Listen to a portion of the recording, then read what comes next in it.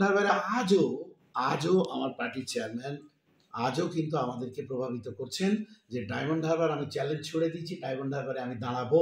উনি আজও দৃঢ় প্রতিজ্ঞ। কিন্তু পার্টির মধ্যে গণতন্ত্রের প্র্যাকটিস আছে, রাজ্য কমিটি আলোচনা করছে, কতগুলো বাধ্যবাধকতার দিক আছে, সব দিক আমাদের বিবেচনা করতে হবে। শুধু চেয়ারম্যান সাহেব যদি বলেন যে আমি দাঁড়াবো, তো সেটাকে তো মানে বিবেচনার মধ্যে শুধু আনা যাবে না। পার্টির মধ্যে দুটো মতই আছে, আলোচনা করে ফাইনালি আমরা নিশ্চয়ই জানাবো আপনার। আগামীকাল জানা যাবে? দেখুন, আগামীকাল প্রথম ফেজে আমরা যেগুলো ঘোষণা করব আপনারা দেখতে পাবেন, তার মধ্যে দেখতেই পাবেন যে কোন কোন বিষয়গুলো আছে। দেখুন, আর এখনো পর্যন্ত আমরা সেই তালিকা প্রস্তুত করিনি। আগামীকাল আবার আমরা বসবো, সেখানে ফাইনাল তালিকা প্রকাশ হবে। আপনাকে কি বললাম যে জোটের জন্য আমরা শেষ মুহূর্ত পর্যন্ত অপেক্ষা করতে রাজি আছি। যদি জোট না হয়, হ্যাঁ, সেটা তারপরে সিদ্ধান্ত হবে, তার ভিত্তিতে। সেখানে কি কালকেই আপনারা পাবলিশ করবেন না আবার? না, কালকে আমরা প্রথম পর্যায়ের প্রার্থী তালিকা প্রকাশ করব।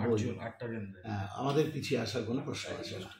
ঠিক আছে। আইএসএফ এর আরেকটা সূত্র থেকে বোঝা যাচ্ছে যে নওশাদ সিদ্দিকী দাঁড়াবেন না, ওনাকে আপনারা স্টার প্রচারক হিসেবেই রাখতে চাইছেন।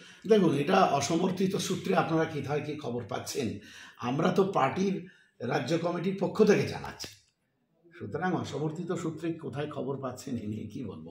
মানুষ তো বিভিন্ন মতামত বলতেই পারে, রাখতেই পারে। তারা নওশাদ সিদ্দিকী না দাঁড়ালে আপনাদের যে আইএসএফ কর্মী সমর্থকরা আছে তারাও একটু দেখুন, দাঁড়ানো না দাঁড়ানোর সিদ্ধান্তটাই যেহেতু এখনো হয়নি, সুতরাং আমাদের কর্মী বাহিনী ডিমোরালাইজ হয়ে যাবে, হ্যাঁ, তাদের অবস্থা খারাপ হয়ে যাবে, এইরকম কিছু ভাবতে আমরা নারাজ। এখন সিদ্ধান্তটাই হয়নি।